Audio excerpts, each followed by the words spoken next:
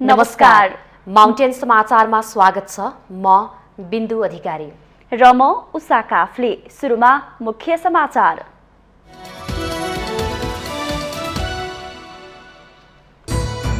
नयाँ सरकार गठनका लागि सत्तारूढ गठबन्धनको विकल्प नखोजेको माओवादीको प्रष्टीकरण। आज गठबन्धनको बैठक बस्ने।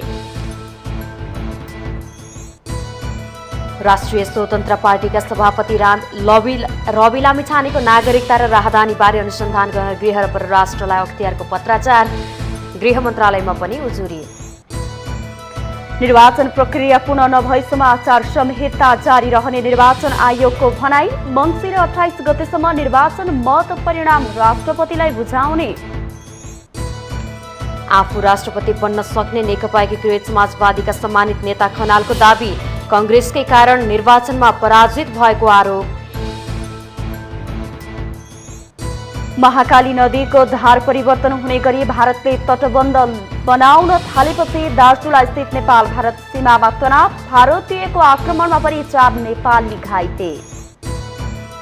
जापान र जर्मनीलाई उछिनेर भारत विश्वको तेस्रो ठूलो अर्थतन्त्र बन्ने प्रक्षेपण सार्वजनिक। सन् 2031 भित्र भारतको कुल गृहस्थ उत्पादन दोब्बर हुने अनुमान। र इङ्ल्यान्ड र फ्रान्स विश्वकप फुटबलको क्वार्टर फाइनलमा इङ्ल्यान्डसँग सेनेगल 3-0 ले पराजित। फ्रान्सले पोल्यान्डलाई 3-1 गोल अन्तरले हरायो।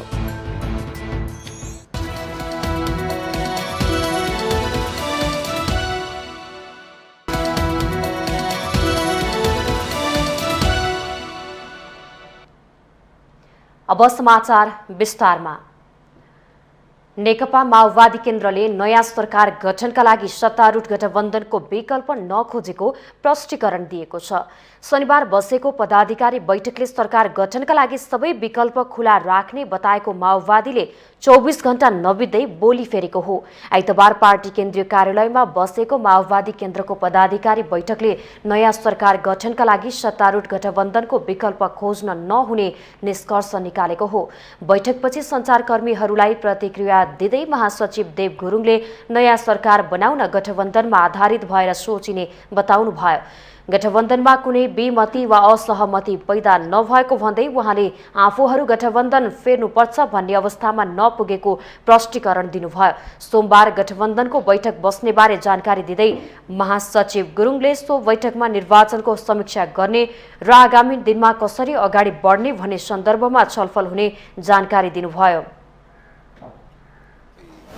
आज चाहिँ सम्पन्न भएको चाहिँ छ र अब यसले मुख्य रूपमा अहिले निर्वाचनको सन्दर्भमा समीक्षा छोटो-मोटो प्रारम्भिक प्रकारको चाहिँ समीक्षा चाहिँ गरेको छ। अझ डिटेल रूपमा चाहिँ पछि फेरि पार्टी स्थायी समिति अथवा सेन्ट्रल कमिटीको मिटिङ बसेर चाहिँ डिटेल रूपमा त पछि समीक्षा होला। अहिले प्रारम्भिक प्रकारको समीक्षा भएको छ। प्रारम्भिक प्रकारको समीक्षाको आधारमा चाहिँ अब अहिले मुख्य रूपमा संवैधानिक व्यवस्था अनुसार निर्वाचनको आयोजना भयो र निर्वाचन मूलभूत रूपमा सम्पन्न भएको छ। महासचिव गुरुङले सरकार गठन गर्ने विषयमा एमालेसँग पनि कुनै प्रकारको कुराकानी नभएको स्पष्ट पार्नुभयो। माओवादी केन्द्रले सरकार गठनका लागि पहिलो प्रयास गठबन्धन भित्रै गर्ने उहाँको भनाइ थियो। उल्लेखनीय रूपमा विषय प्रवेश भएको छैन। अब त्यसो भएको हुनाले चाहिँ अब पहिलो कुरा त अब अहिले गठबन्धनमा भएको हुनाले चाहिँ गठबन्धनका घटकहरू बिचमा पनि कुराकानीहरू हुने कुरा स्वतः भइहाल्यो। चाहिँ गठबन्धनका घटकहरूले कसरी सोचिरहेको छ भन्ने कुरा पनि हुने भयो। त्यस कारणले गर्दाखेरि अब अहिले गठबन्धन नै मुख्य रूपमा रहेको हुनाले गठबन्धनकै प्रक्रियाबाट निर्वाचन सम्पन्न भएको हुनाले गठबन्धनमै रहेर चाहिँ सोच्ने कुरा त स्वाभाविक प्रक्रिया नै भयो। त्यसकारणले छिट्टै गठबन्धनको बैठक बस्नुपर्छ भन्ने कुरा भएको छ। महासचिव गुरुङले निर्वाचन परिणाम अपेक्षा गरे अनुरूप नआए पनि सफल र परिणाममुखी नै भएको बताउनुभयो। निर्वाचन परिणामलाई स्वीकारेर कमी कमजोरीहरूलाई सुधार्दै पार्टीलाई सुदृढ बनाएर अघि बढ्ने बैठकको निष्कर्ष रहेको उहाँले जानकारी दिनुभयो।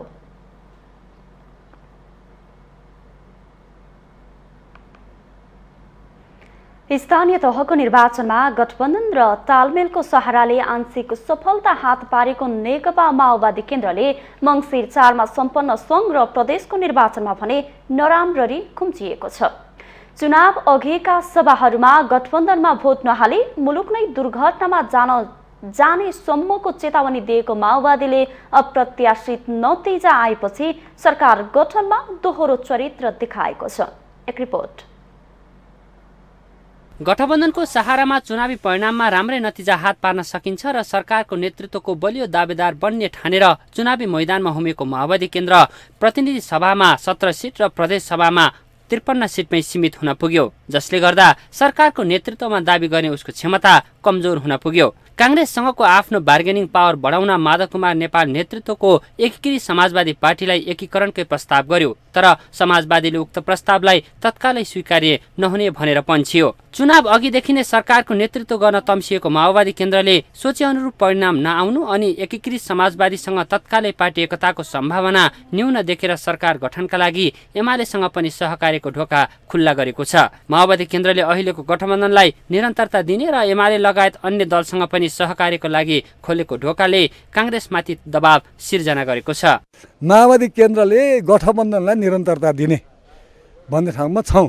यसको मतलब अब अहिलेको विषम राजनीतिक परिस्थितिमा अरू राजनीतिक दलहरूसँगको वार्ता संवाद छलफल होइन सहकार्य पानी बाराबार गर्नुपर्छ भन्ने कुरा चाहिँ होइन। सबैसँग सहयात्रा गर्न सकिन्छ। अन्य विकल्प खुला भनेको राजनीतिमा इस्यु वाइज रूपमा चाहिँ होइन थुप्रै इस्युमा सबैसँग मिलेर जान सकिन्छ। त सरकार गठनको इस्यु भनेको हाम्रो अहिलेको जे गठबन्धन छ 5 दलीय गठबन्धन होइन, बरु त्यो गठबन्धनमा अरू दलहरूलाई पनि ल्याउन सकिन्छ। माओवादी जसरी भए पनि सुरुमा आफूले सरकारको नेतृत्व गर्न पाउनु पर्ने पक्षमा छ। अहिलेकै गठबन्धनलाई निरन्तरता दिने वा वाम गठबन्धन बनाउने भन्ने विषयमा माओवादी केन्द्रभित्र दुई धार देखिएको छ। शक्ति बाँडफाँडमा कांग्रेस वा एमाले मध्ये जसले आकर्षक प्याकेज ल्याउँछ माओवादी उतै ढल्किने सम्भावना बढेको छ। उता सत्ता गठबन्धनको आगामी रणनीति कुर्दै बसेको एमाले पर्खर हेरेको अवस्थामा छ। गठबन्धन टुटाएर त्यसको फाइदा लिएर सरकारको नेतृत्व गर्ने दाउमा एमाले देखिन्छ। माओवादी केन्द्रले सहकार्यको लागि गरेको विकल्पलाई एमाले कसरी लिएको छ त? माओवादी केन्द्रको निर्णय भनेर जे कुरा सार्वजनिक भएको छ त्यो अवसरवादको एउटा नमुनाको रूपमा हामीले हेरेका छौँ। किनभने एकातर्फ वर्तमान गठबन्धन हामी छोड्दैनौँ, गठबन्धनलाई कायम राख्ने हो भनिएको छ भने अर्कातर्फ सरकार बनाउनको लागि सबैसँग वार्ता गर्ने ढोका खुला गर्छौँ भनिएको छ। यो आफैमा अन्तर्विरोधपूर्ण र विरोधाभासी छ। एउटा गठबन्धनमा कायम रहँदै कसरी अर्को गठबन्धन बन्न सक्छ?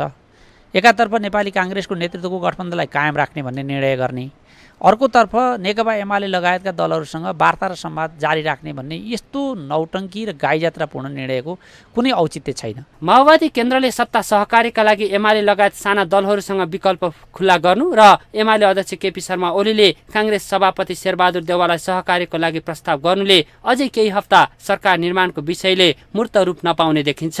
माउन्टेन टेलिभिजन एचडीका लागि क्यामेरामा विक्रम साकेका साथमा बटुकराज गिरीको रिपोर्ट। यसैबीच नेकपा माओवादी केन्द्रको बैठकमा विशेष महाधिवेशनको माग भएको छ। चुनावी समीक्षा गर्नका लागि बोलाइएको पदाधिकारीको अनौपचारिक बैठकमा केही नेताहरूले विशेष महाधिवेशनको माग गरेका हुन्। चुनावमा पार्टीको समग्र अवस्था खस्किएको देखिएको भन्दै विशेष महाधिवेशन मार्फत पार्टीलाई पुनर्जीवन दिनुपर्ने धारणा राखेका हुन्। उनीहरूले कतिपय स्थानमा गठबन्धन भए पनि मत ट्रान्सफर नहुँदा पार्टीको हार्ने अवस्थामा पुगेको भन्दै यसको गम्भीर समीक्षा हुनुपर्नेमा पनि पदाधिकारीहरूले जोड दिएका हुन्। यस्तै पार्टी संगठनलाई चुस्त बनाइनु पर्ने तथा आफ्नै संगठनको बलमा जित्ने अवस्थाको सृजना गर्नुपर्नेमा पनि नेताहरूले धारणा राखेका थिए। पार्टी पदाधिकारीले राखेको धारणाको सबै अध्यक्ष दाहालले टिप्पणी गर्नुभएको थियो। उहाँले नेताहरूले व्यक्त गरेको मतलाई प्रतिवेदनको रूपमा तयार पारेर स्थायी समिति बैठकमा छलफल हुने भएको छ। बैठकमा टिकट नपाएकाले किन नदिएको भन्दै नेतृत्वलाई प्रश्न समेत गरेका थिए। यस्तै टिकट पाएर हारेकाले भने देशी विदेशी षड्यन्त्रबाट आफू पराजित भएको बताएका थिए। यस्तै अन्तर्घातको विषय पनि बैठकमा उठेको बताइएको छ।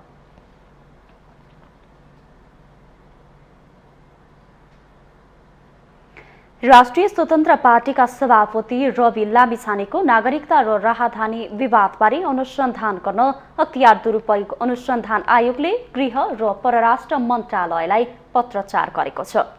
आयोगले चितवन 2बाट प्रतिनिधि सभा सदस्यमा निर्वाचित हुनुभएका लामिछानेको नागरिकता विवादबारे आयोगमा उजुरी परेपछि अनुसन्धान गर्न पत्र पठाएको हो। लामिछानेको नागरिकता र राहदानी विवादबारे गृह मन्त्रालयमा पनि उजुरी परेको छ। उक्त उजुरीपछि अहिले यो विषयमा जिल्ला प्रहरी परिसर काठमाडौँले छानबिन प्रक्रिया थालेको छ। लामिछानेले अमेरिकी नागरिकता लिँदा नेपाली नागरिकता खारेज नगरेको र अमेरिकी नागरिकता त्याग गरेपछि पनि पुनः पुरानै नागरिकताको प्रयोग गरेको आरोप छ। लामिछानेले अमेरिकी पासपोर्ट हुँदाहुँदै नेपाली पासपोर्ट पनि लिएको तथ्य केही दिनअघि अनलाइन सञ्चार माध्यमहरूमा प्रकाशित भएको थियो। विभिन्न राजनीतिक दलहरूले समेत लामिछानेको नागरिकता विवादबारे टिप्पणी गर्दै आएका छन्।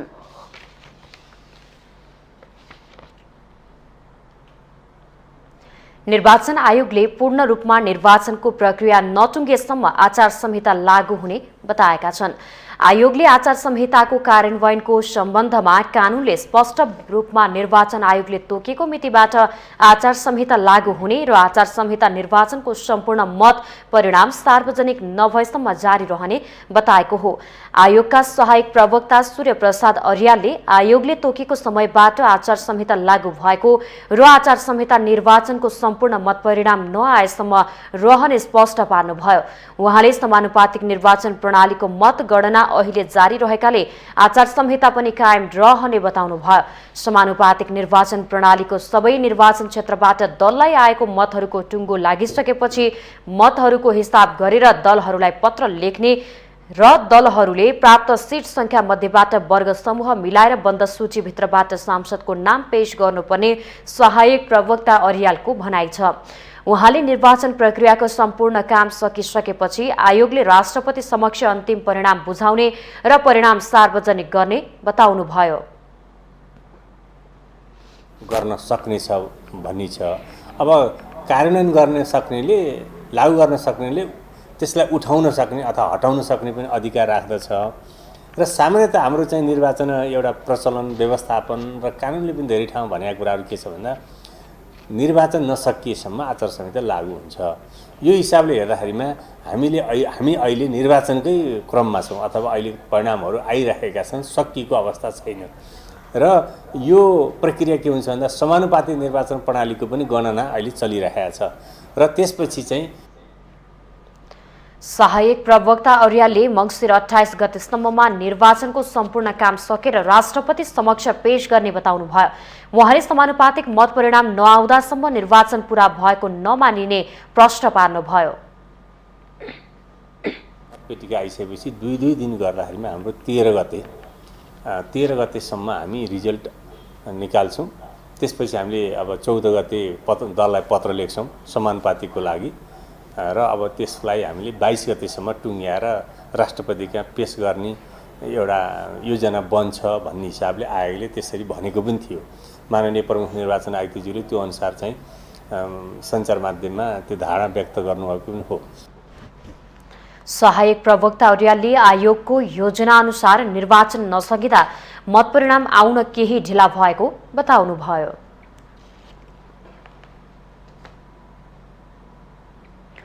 नेकपा एकीकृत समाजवादीका सम्मानित नेता झलनाथ खनालले आफू राष्ट्रपति बन्न सक्ने बताउनु भएको छ। माउन्टेन टेलिभिजनको कार्यक्रम आजको सन्दर्भमा बोल्दै खनालले गठबन्धनबाट प्रस्ताव आएपछि नहट्ने बताउनुभयो।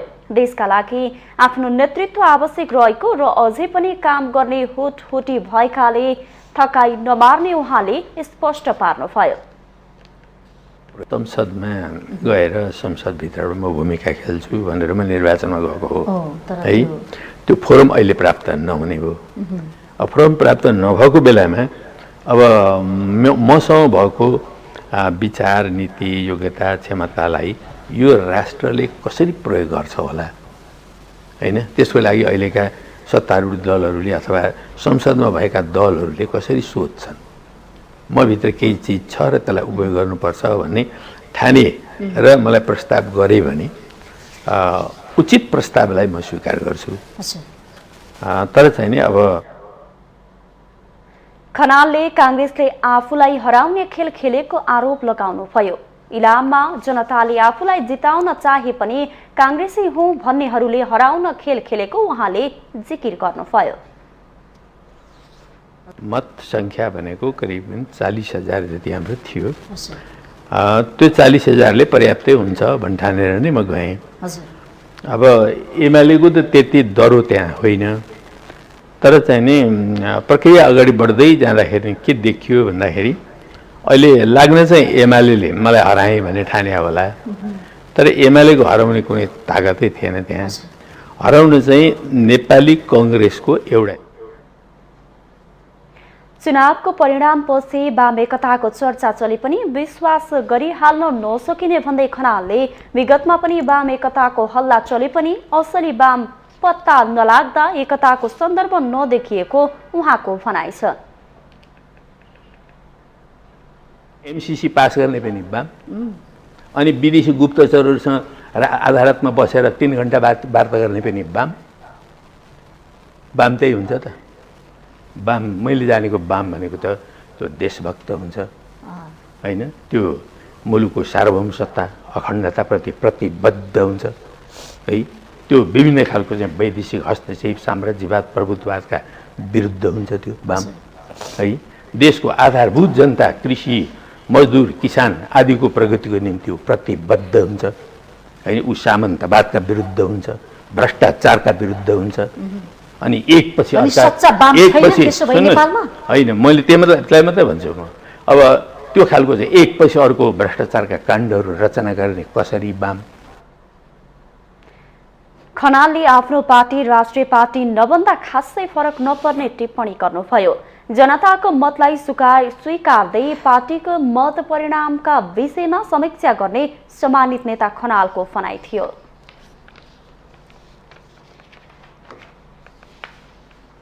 जनता समाजवादी पार्टीका अध्यक्ष उपेन्द्र यादवले नेकपा एमालेसँगको सहकारी सकिएको बताउनु भएको छ। मङ्सिर 4 गतेको चुनावमा एमालेसँग जसपाले केही सिटमा तालमेल गरेको थियो। आइतबार विराटनगर विमानस्थलमा पत्रकारसँग कुरा गर्दै जसपा अध्यक्ष यादवले एमालेसँगको चुनावी सहकारी सकिएको घोषणा गर्नुभयो। आफूहरूले चुनावमा एमालेसँग केही क्षेत्रमा तालमेल गरेको भन्दै उहाँले चुनावसँग सहकारीको कोर्स सकिएको उल्लेख गर्नुभयो। अध्यक्ष यादवले सरकार गठनमा कसलाई समर्थन गर्ने वा नगर्ने विषयमा निर्णयमा पुगी नसकेको बताउनु भयो। पार्टीले सरकारमा सहभागिताका सन्दर्भमा देशैभरि एउटै नीति लिने अध्यक्ष यादवले प्रश्न पार्नुभयो। हालै सम्पन्न निर्वाचनमा अध्यक्ष यादव 72बाट जनमत पार्टीका अध्यक्ष डाक्टर सीके राउतसँग फराकिलो मतान्तरले पराजित हुनुभएको थियो।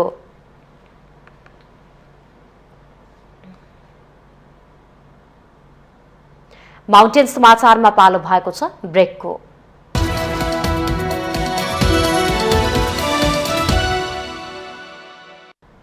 ब्रेकपछि स्वागत छ। अब बाँकी समाचार। प्रतिनिधि सभा सदस्यको समानुपातिक तर्फको मतगणना अन्तिम चरणमा पुगेको छ। निर्वाचन आयोगको पछिल्लो विवरण अनुसार 1,04,00,000 बढी मतगणना सकिँदा नेकपा एमाले आफ्नो अग्रतालाई कायम राखेको छ। समानुपातिक तर्फ नेकपा एमाले 27,88,000 बढी मत प्राप्त गर्दै आफूलाई अग्रपंक्तिमा राखेको छ। गणना भएको मत मध्ये करिब 27% मत पाएको एमाले 34 सीट पाउने देखिन्छ।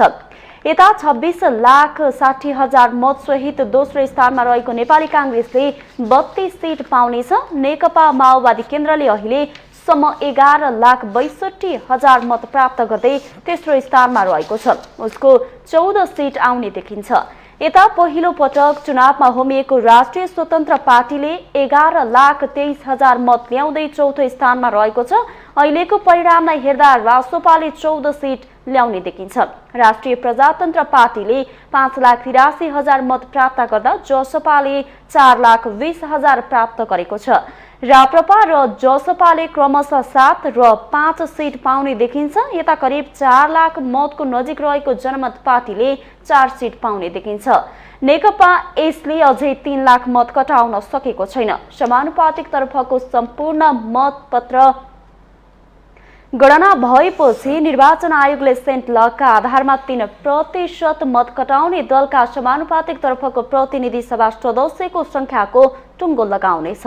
प्रतिनिधि सभामा समानुपातिक तर्फ कुल 110 प्रतिनिधि चुनिनेछन्।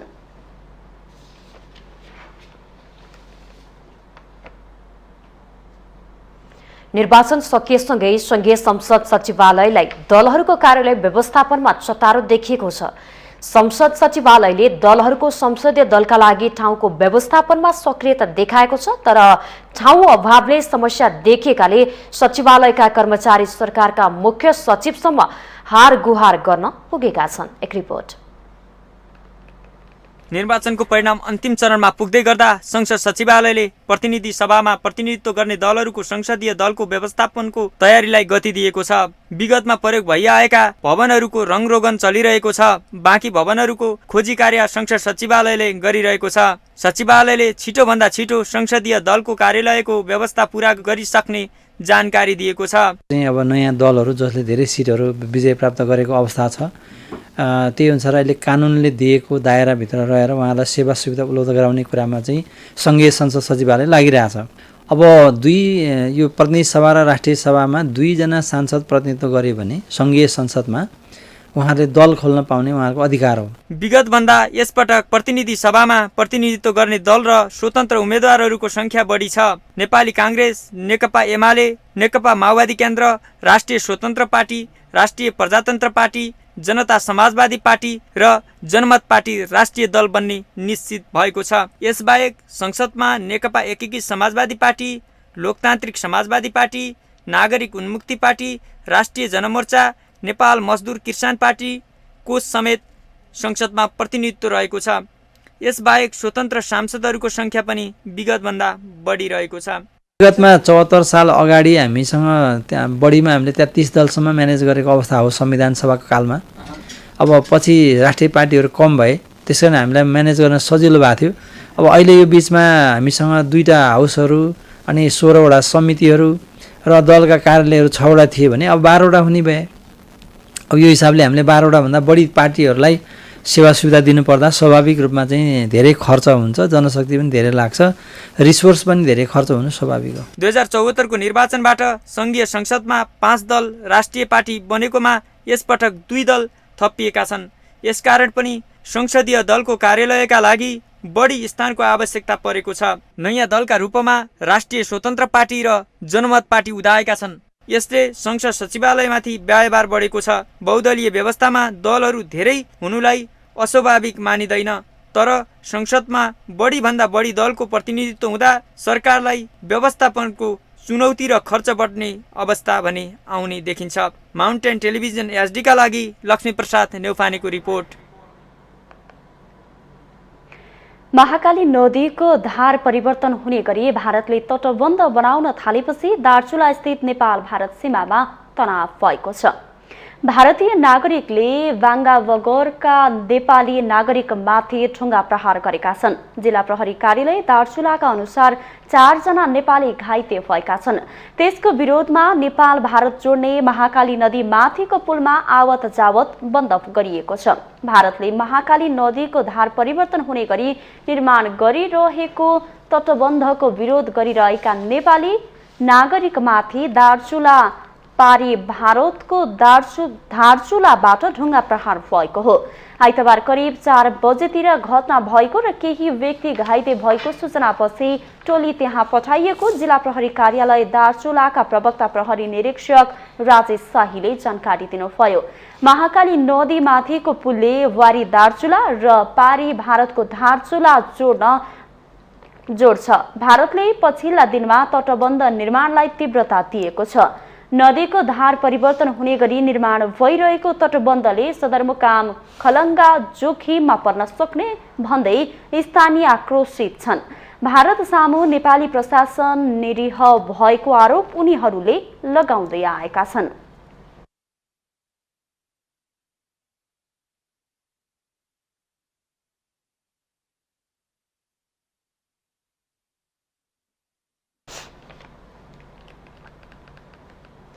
प्रमुख निर्वाचन आयुक्त दिनेश कुमार थपलियाले सामुदायिक रेडियोहरूको भविष्य सुनिश्चित गर्नका लागि विज्ञापन बजार विस्तार हुनुपर्ने बताउनु भएको छ। आइतबार काठमाडौँमा आयोजित एक कार्यक्रममा प्रमुख निर्वाचन आयुक्त थपलियाले सामुदायिक रेडियोहरूको वृद्धिसँगै विज्ञापन बजारको पनि विस्तार हुनुपर्ने बताउनु भएको हो। उहाँले विज्ञापनको दृष्टिकोणबाट सामुदायिक रेडियोलाई हेर्दा अवस्था भयावह देखिएको बताउनुभयो। प्रमुख आयुक्त थपलियाले सामुदायिक रेडियोहरू मर्जरमा नगए रेडियोको भविष्य नै अन्यलमा पर्ने धारणा राख्नुभयो। रेडियोको विषयमा आम सञ्चार माध्यमको विषयमा हामीले अलिक फरक ढङ्गले सोच्नुपर्छ हामीलाई भन्ने लाग्यो र हामीले त्यति बेर यो संविधान जारी हुनासाथ तपाईहरु साथीहरु पनि त्यसमा संलग्न हुन्छ। हामीले आम सञ्चार नीति बनायौं र त्यो आम सञ्चार नीतिभित्र हामीले अब कहीं आम सञ्चार माध्यमलाई पनि मर्जरको पोलिसीतिर जानुपर्छ कि भनेर केही संकेत गर्यौं। म अहिले तपाईहरुलाई यहाँ उभिएर यत्रो सहयोग गर्नुभएको छ। जति धेरै जहाँ खुल्ला पनि रेडियो बजिदिने हाम्रै सूचना समाचार जाने यति आनन्दको भएको सन्दर्भमा मर्जरतिरै जानुहोस् त भन्दिन। त्यसो भनेन भने तपाईहरु टिक्नुहुन्छ कि टिक्नुहुन्न भन्ने पनि डर छ। सोही कार्यक्रममा बोल्दै श्रम रोजगार तथा सामाजिक सुरक्षा मन्त्री शेरबहादुर कुँवरले सरकारले नेपाली नागरिकलाई स्वदेशमै रोजगारी सृजना गर्न सक्नुपर्ने बताउनुभयो। उहाँले देशले पर्याप्त रोजगारी सृजना गर्न नसकेको र सृजना गरेको ठाउँमा नेपाली श्रमिकहरूको आकर्षण नभएकाले नयाँ व्यवसायहरू खोल्नु पर्नेमा जोड दिनुभयो। लुकेर र भिजिट भिसामा विदेशमा गई काम गर्नेहरूका लागि कुनै समस्या परे राज्यले दिने सेवा सुविधा नपाउने मन्त्री कुँवरको भनाइ थियो। नेपालको कुल जनसङ्ख्या मध्ये झण्डै आधा विदेशमा रोजगारीका लागि गएको भन्दै उहाँले यसलाई कसरी नियन्त्रण गर्ने भन्ने बारेमा गम्भीर हुन आवश्यक रहेको बताउनुभयो। त्यहाँ नेपाली श्रमिकहरूको आकर्षण पनि छैन। श्रम मन्त्रालयले श्रम अडिट गर्छ। जहाँ अडिट गर्नु गयो जस्तै कुनै एउटा स्टिल फ्याक्ट्री हामीले अडिट गर्यौं 1400 मजदुरको संख्या छ, त्यहाँ 900 विदेशी छ। हामी खाडीमा गइरहेका छौँ। हाम्रो मजदुरी प्राप्त गर्नुपर्ने ठाउँमा श्रम जहाँ हाम्रो बिक्री हुन्छ त्यो ठाउँमा हाम्रा मजदुरहरू छैन। जहाँ केही पैसा हुन्छ त्यो ठाउँमा हाम्रा मजदुरहरू छैन। प्लम्बर कति छन् काठमाडौँमा यसो यहाँहरूले डेटा लिँदा हुन्छ। श्रम मन्त्रालयले विदेशबाट फर्किएकाहरूका लागि पुनः एकीकरणको कार्यक्रम ल्याएको भन्दै कार्यक्रमलाई अझै प्रभावकारी बनाउन आवश्यक रहेको उहाँको भनाइ थियो। मन्त्री कुँवरले सामाजिक सुरक्षा कोषको दायरालाई बढाउन सके 10 लाखसम्मको रोजगारी स्वदेशमा नै सृजना गर्न सक्ने दावी गर्नुभयो।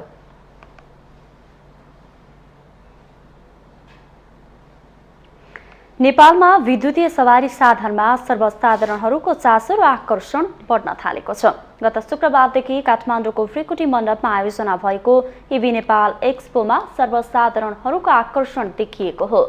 3 दिनसम्म सञ्चालन भएको एक्सपोमा दैनिक 700 भन्दा बढी विद्युतीय सवारी साधन अवलोकनकर्ताहरू आएको आयोजकले बताएका छन्। नेपालमा विद्युतीय सवारी प्रोत्साहन गरी सर्वसाधारणलाई विद्युतीय सवारी साधनको बारेमा जानकारी दिन सफल भएको आयोजकको भनाइ छ। इभी एक्सपोका आयोजक नारायण छेत्रीले 3 दिन भएको एक्सपोमा विद्युतीय सवारी साधनप्रति सर्वसाधारणहरूको आकर्षण बढेको देखिएको बताउनुभयो। अबको 5 वर्षमा 50% विद्युतीय सवारी साधन पुर्याए मात्रै पनि स्वदेशी पुँजीको संरक्षण हुने उहाँको भनाइ थियो। त्योभन्दा डबल भएको छ। फर्स्ट डे शुक्रबारको दिन तपाईको वर्किङ डे हो। त्यही पनि जति भिजिटर आउनुभयो आफ्नो बिजी सिड्युलबाट समय निकालेर हामीसँग फर्स्ट डे रेजिस्ट्रेसन एप्रोक्सिमेटली 2000 भएको थियो। स्याटरडे बिदाको दिन नो डाउट सबैको आफ्नो पर्सनल लाइफ हुन्छ, फेरि पनि उहाँहरूले समय निकालेर आउनुभयो। हिजोको दिनमा हामीसँग एप्रोक्सिमेटली 5000 भिजिटर थिए। जो जतिजना आउनुभयो आफ्नो बिजी सिड्युलबाट समय निकालेर thank you so much for making this exhibition a great success and it give us a support and it motivate us to bring this exhibition again in Nepal with a larger scale. पछिल्ला दशकहरूमा विद्युतीय गाडीको लोकप्रियता बढ्दो क्रममा रहेको छ। विद्युतीय यातायातको सुविधाले परम्परागत गाडीहरूले निम्त्याउने स्वास्थ्यका साथै जलवायु परिवर्तनका समस्याहरू पनि कम गर्छ। एक्सपोमा विशेष गरी विद्युतीय कार, विद्युतीय स्कुटर, मोटरसाइकल र साइकल विद्युतीय बस, विद्युतीय ट्र्याक्टर, विद्युतीय कार्गो लोडर, रिक्सा तथा विद्युतीय चार्जिङ स्टेसन, ब्याट्री तथा अन्य विद्युतीय सामग्रीहरू प्रदर्शनमा छन्।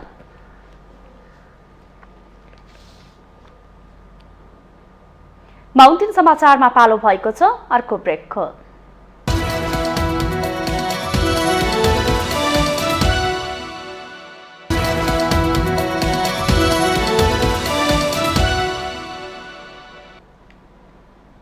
ब्रेकपछि स्वागत छ। अब बाँकी समाचार। मङ्सिर 15 गते भारतीय आयल निगमले घटेको मूल्यमा नेपालमा पेट्रोलियम पदार्थ पठायो, तर आयल निगमले आफू घाटामा रहेको भन्दै मूल्य समायोजन नहुने जानकारी सहितको विज्ञप्ति सार्वजनिक गर्यो। पेट्रोलियम पदार्थको मूल्य वृद्धि अहिले महँगीको मूल कारण बनेको छ। छाक टार्नै मुस्किल हुने अवस्था आउँदा पनि जनताले सरकार भएको महसुस गर्न पाएका छैनन्। हेरौं यो रिपोर्ट। तपाईहरु आयल निगमभित्र भएका खराबीहरूलाई सुधार्नुस्। हामीले नेपाल सरकारलाई पनि पटक पटक भनेका छौं कि अरु पनि वैकल्पिक व्यवस्था गर्नुस्। जनताको जीवन सबैभन्दा महत्त्वपूर्ण विषय चाहिँ के हो भने पेट्रोलियम पदार्थको मूल्य हो।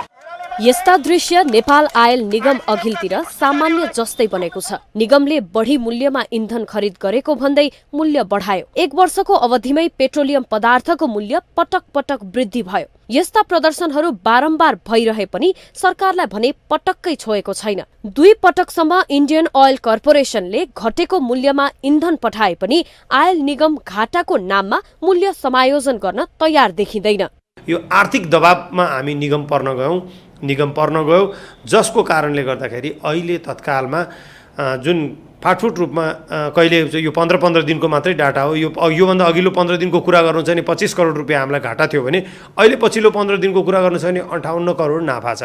यो 58 करोड अघिल्लो 15 दिन र पछिल्लो 15 दिनको हिसाब गर्नु हुँदाखेरि तपाईले कति पाउनुहुन्छ भने त्यही 28 करोड जति नाफा हुने जस्तो पाउनुहुन्छ।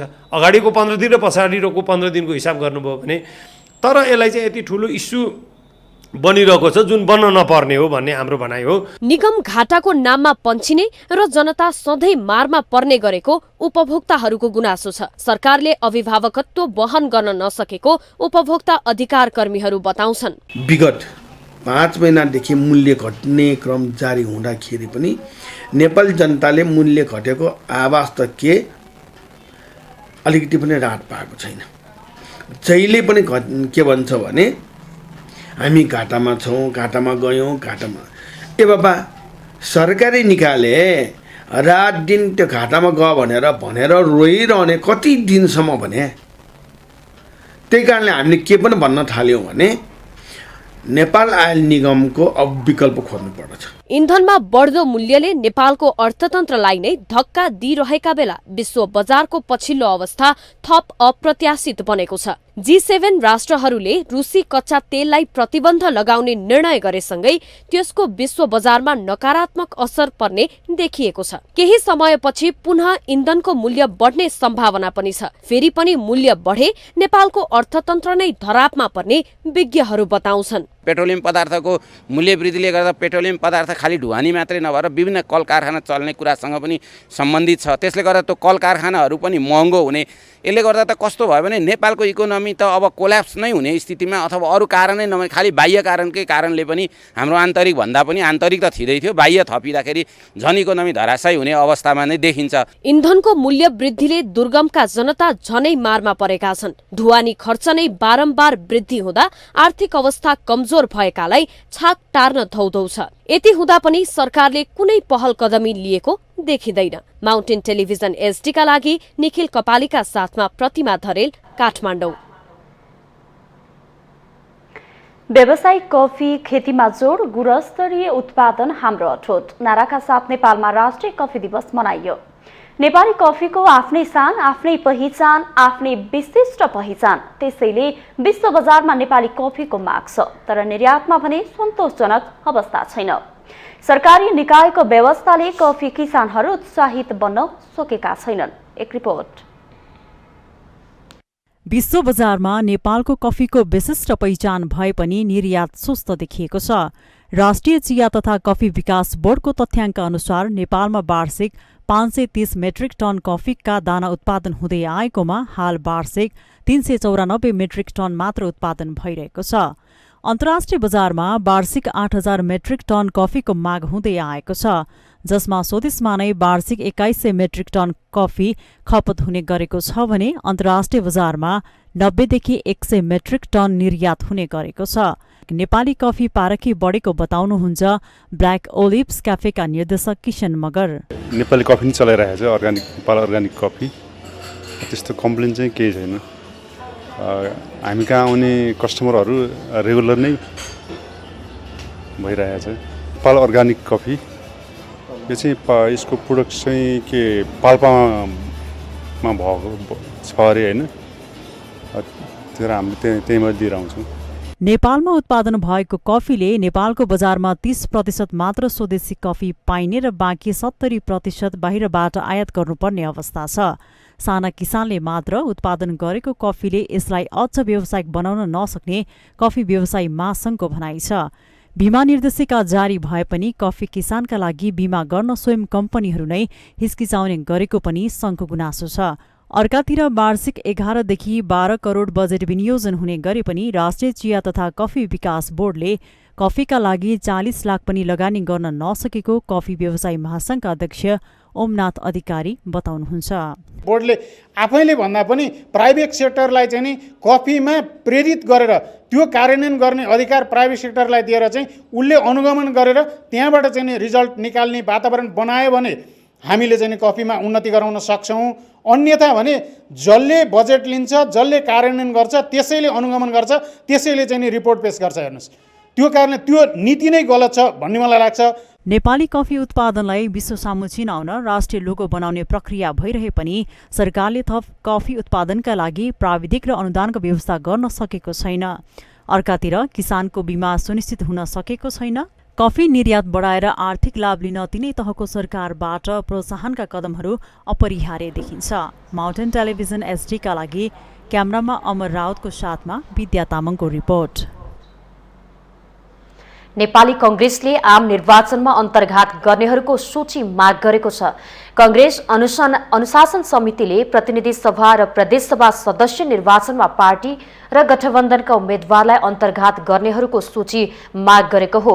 जिल्ला एवं प्रदेश अनुशासन समितिमा परेका उजुरीलाई विधिवत निर्णय गरी पठाउने र यदि जिल्ला एवं प्रदेश अनुशासन समिति गठन नभएको अवस्थामा तत्काल अनुशासन समिति गठन गरेर पुस 15 गतेभित्र सूची पठाउन केन्द्रीय अनुशासन समितिले विज्ञप्ति मार्फत अनुरोध गरेको छ।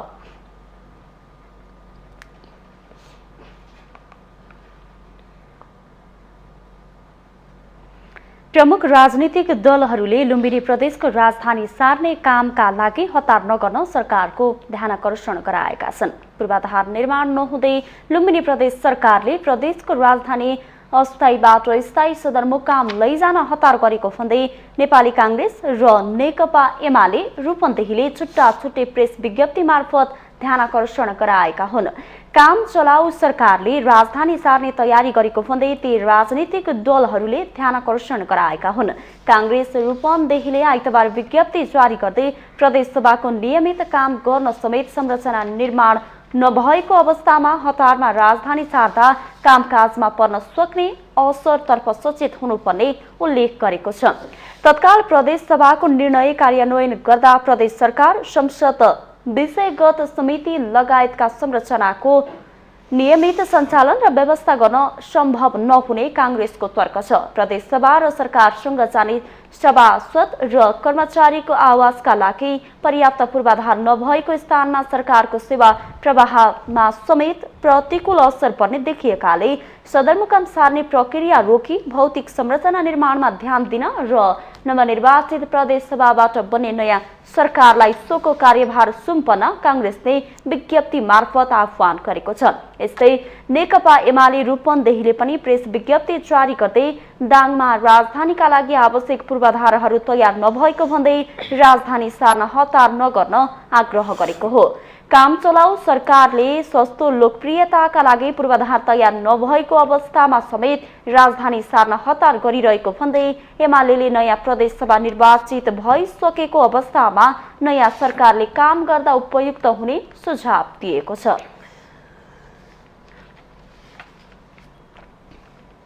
अर्थमन्त्री जनार्दन शर्माले गौरवको आयोजना सञ्चालन गरिरहेको मेलम्ची खानेपानी विकास समितिलाई बजेट वक्तव्य मार्फत खारेज गरे पनि कार्यान्वयन हुन नसक्दा अन्यल बढेर गएको छ। विकास समिति फेरि ब्युताउने कि अन्य निकायमा गाभ्ने निर्णय हुन नसक्दा आयोजना सञ्चालनमै अन्यलता बढेको हो। विकास समितिको हैसियतमा प्राप्त सबै अधिकार रोकिएको छ। गत जेठ 15 गतेको बजेटको वक्तव्यमा अर्थमन्त्री शर्माले मेलम्ची समिति खारेज गरिएको र यसले गर्ने काम खानेपानी तथा ढल व्यवस्थापन विभागको मातहतमा रहेर सञ्चालन गर्ने उल्लेख गर्नुभएको हो। तर बजेट सार्वजनिक गरिएको 6 महिना बित्दा पनि निर्णय कार्यान्वयन हुन सकेको छैन। अहिले आयोजना सञ्चालन गर्न चालु खर्च समेत छैन। काम गरेको ठेकेदारहरूको भुक्तानीका लागि नीतिगत अप्ठ्यारो परेको छ। कर्मचारीको तलब सरकारी कोषबाट सापटीको रूपमा खुवाइएको छ।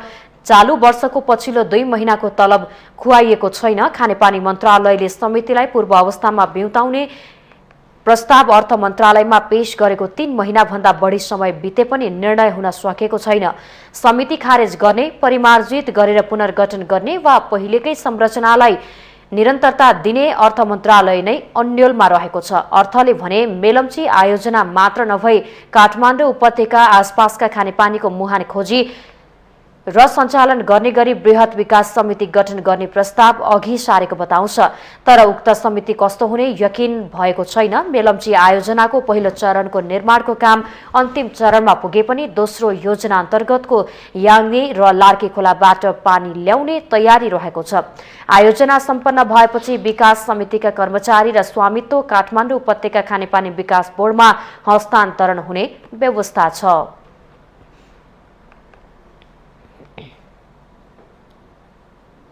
हामीसँग आर्थिक, अन्तर्राष्ट्रिय र खेल समाचार बाँकी नै छ। माउन्टेन समाचारमा पालो भएको छ ब्रेकको।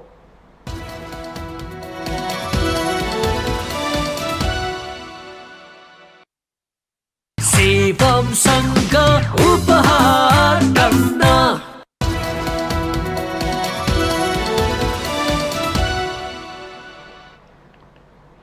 ब्रेकपछि स्वागत छ। अब पालो आर्थिक समाचारको। आर्थिक समाचारको साथमा जगदम्बा सुपर साइन तथा ग्याल्बा प्लस जीवनभरको भरोसा। मेगा बैंक नेपाल लिमिटेड विश्वास जित्दै अघि बढ्दै।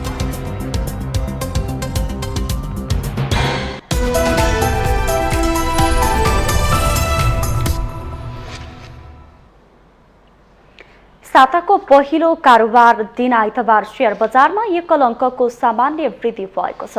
आइतबार बजार परिसूचक नेचे 2.1 अङ्कले वृद्धि भएर 1963.22 अङ्कमा बन्द भएको छ। अधिकांश उपसूचकमा वृद्धि भए पनि बैंकिङ, विकास बैंक, वित्त कम्पनी र उत्पादनमूलक उपसूचकमा भने गिरावट आएको छ। आइतबार जीवन बीमा उपसूचक भने 1.98% वृद्धि भएको छ। नेप्सेमा सामान्य वृद्धि हुँदा कारोबार रकम पनि 1.5 अर्ब नाघेको छ। 36,94,084 किता शेयर किनबेच हुँदा 1,56,17,02,000 को कारोबार भएको छ। जसमध्ये नविल बैंकको सर्वाधिक 19,80,67,000 को कारोबार हुँदा नेस्टो समृद्ध लघुवित्तको 8,77,15,000 र फर्स्ट माइक्रो फाइनान्सको 7,11,18,000 को कारोबार भएको छ। आइतबार नेप्सेमा कुल 179 कम्पनीको शेयर कारोबार हुँदा 97 कम्पनीको शेयर मूल्य बढेको छ भने 89 कम्पनीको शेयर मूल्यमा गिरावट भएको छ। यस्तै 13 कम्पनीको शेयर मूल्य स्थिर छ। धौलागिरी लघुवित्तको शेयर मूल्य 9.98% वृद्धि भएर सकारात्मक सर्किट लेभलमा बन्द हुँदा ओरिएन्टल होटलको शेयर मूल्य 6.57% र खप्तर लघुवित्तको शेयर मूल्य 6.07% बढेको छ। कृषि तथा पशुपन्छी विकास मन्त्रालयले देशभरका डिपोमा 42,000 मेट्रिक टन रासायनिक मल मौजदात रहेको जनाएको छ। आइतबार मलको उपलब्धताबारे विवरण सार्वजनिक गर्दै मन्त्रालयले चालू आर्थिक वर्षको 4 महिनामा 86,246 मेट्रिक टन रासायनिक मल बिक्री वितरण भएको र अझै 42,983 मेट्रिक टन मल मौजदात रहेको जनाएको छ। मन्त्रालयका प्रवक्ता प्रकाश कुमार सञ्जेलका अनुसार कृषि सामग्री कम्पनीसँग 35,449 मेट्रिक टन र साल ट्रेडिङसँग 7,534 मेट्रिक टन मल मौजदात छ।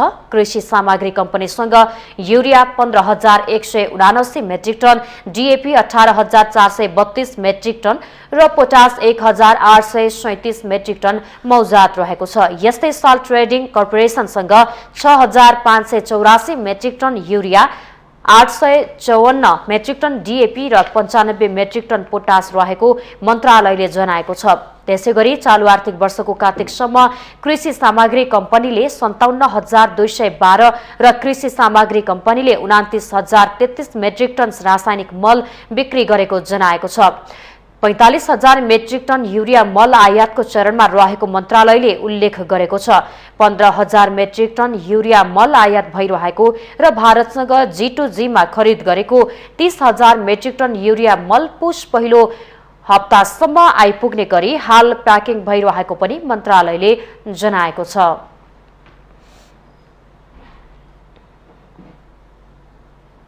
अब पालो अन्तर्राष्ट्रिय समाचारको।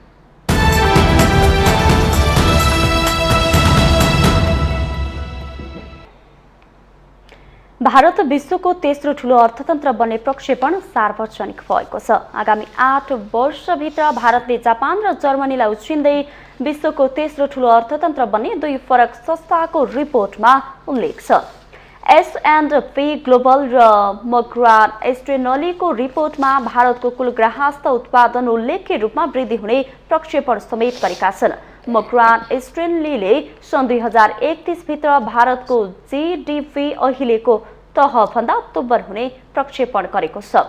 भारतले 6% भन्दा माथिको आर्थिक वृद्धि हासिल गर्दै आएको छ। भारतको घरेलु उत्पादन वृद्धि, आन्तरिक खपत र निर्यात समेत सुधारतर्फ बढेसँगै आर्थिक प्रगतिले गति लिएको आर्थिक रिपोर्टहरूमा उल्लेख छ।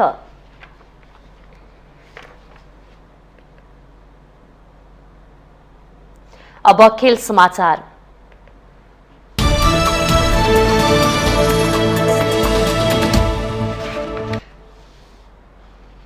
इङ्ल्यान्ड र फ्रान्स विश्वकप फुटबलको क्वार्टर फाइनलमा पुगेका छन्। कतारको अल बयात स्टेडियममा सेनेगललाई 3-0 गोल अन्तरले हराउँदै इङ्ल्यान्ड अन्तिम 8मा पुगेको हो। इङ्ल्यान्डका जोर्डन हेन्डरसन, ह्यारी केन र बुकायो साकाले 1-1 गोल गरे। खेलको 38औं मिनेटमा पहिलो हाफको इन्जुरी समयमा केनले र 57औं मिनेटमा साकाले गोल गर्दै इङ्ल्यान्डलाई 3-0 को सहज जित दिलाएका हुन्। यसैगरी साबिक विजेता फ्रान्सले पोल्यान्डलाई 3-1 गोल अन्तरले हराउँदै अन्तिम 8मा स्थान पक्का गरेको हो। कतारको अल्थुमामा स्टेडियममा फ्रान्सका लागि केलियन एम्बापेले 2 तथा ओलिभर जेरूले 1 गोल गरे। पोल्यान्डका रोबर्ट लेवान्डोस्कीले 1 गोल फर्काए। पोल्यान्ड विरुद्धको गोलसँगै जेरूले फ्रान्सका लागि सर्वाधिक गोल गर्ने खेलाडीको कीर्तिमान बनाएका छन्। जेरूडको यो फ्रान्सका लागि 52औं गोल हो। जेरूडले थियरी हेनरीको नाममा रहेको 51औं गोलको कीर्तिमान तोडेका हुन्। यो खेल मार्फत 23 वर्षीय एम्बापेले विश्वकपमा गोल संख्या 9 पुर्याएका छन्। एम्बापेले 24 वर्ष मुनि विश्वकपमा सर्वाधिक गोल गर्ने खेलाडीको कीर्तिमान समेत बनाएका छन्। उनले ब्राजिलका पेलेको नाममा रहेको 7 गोलको कीर्तिमान भङ्ग गरेका हुन्। अब फ्रान्सले अन्तिम 8मा इङ्ल्यान्डसँग खेल्नेछ। प्री क्वार्टर फाइनलमा आज ब्राजिल र दक्षिण अफ्रिका तथा जापान र क्रोएसिया बीच खेल हुनेछ।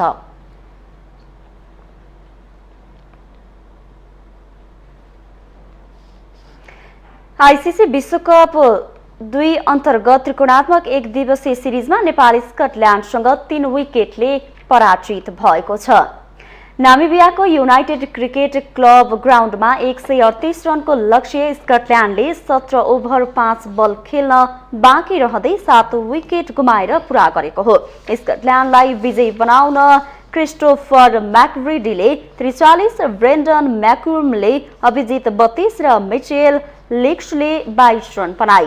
नेपालका सागर ढकाल, ललित नारायण राजवंशी र गुलसन झाले 2-2 विकेट लिए। टस हारेर पहिले ब्याटिङ गरेको नेपालले 40.1 ओभरमा अल आउट हुँदै 137 रन मात्र बनायो। नेपालका गुलसन झाले 29, ज्ञानेन्द्र मल्लले 25, अर्जुन साउदले 18 तथा कप्तान रोहित पौडेलले 17 रन बनाए। स्कटल्यान्डका क्रिस शोलले 3 तथा मार्को वाटले 2 विकेट हात पारे। 7 टोली सहभागी विश्वकप लिग 2 मा जितसँगै स्कटल्यान्ड 23 खेलमा 44 अङ्कका साथ पहिलो स्थानमा उक्लिएको छ। नेपाल भने 22 खेलमा 18 अङ्क सहित छैटौं स्थानमा रहेको छ। नेपालले तेस्रो खेलमा बुधबार नामिबियाको सामना गर्नेछ।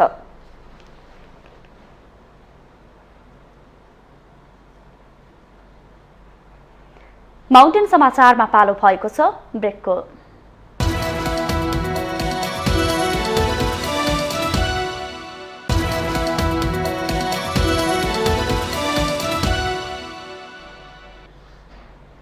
ब्रेकपछि स्वागत छ। यो सँगै हामी माउन्टेन समाचारको अन्त्यमा आइपुगेका छौं। जाँदा जाँदै मुख्य समाचार पुनः एकपटक।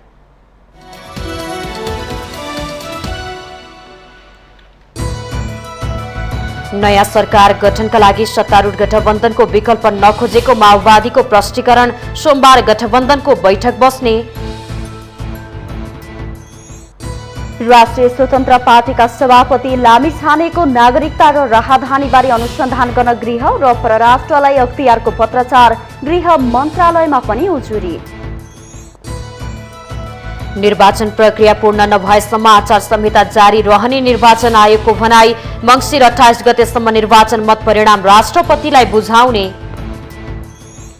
आफू राष्ट्रपति बन्न सक्ने नेकपा एकीकृत समाजवादीका सम्मानित नेता खनालको दावी। कांग्रेसकै कारण निर्वाचनमा पराजित भएको आरोप। महाकाली नदीको धार परिवर्तन हुने गरी भारतले तटबन्ध बनाउन थालेपछि दार्चुला स्थित नेपाल भारत सीमामा तनाव। भारतीयको आक्रमणमा परि 4 नेपाली घाइते। जापान र जर्मनीलाई उछिनेर भारत विश्वको तेस्रो ठूलो अर्थतन्त्र बन्ने प्रक्षेपण सार्वजनिक। सन् 2031 भित्र भारतको कुल ग्राहस्थ उत्पादन दोब्बर हुने अनुमान। र इङ्ल्यान्ड र फ्रान्स विश्वकप फुटबलको क्वार्टर फाइनलमा इङ्ल्यान्डसँग सेनेगल 3-0ले पराजित। फ्रान्सले पोल्यान्डलाई 3-1 गोल अन्तरले हरायो।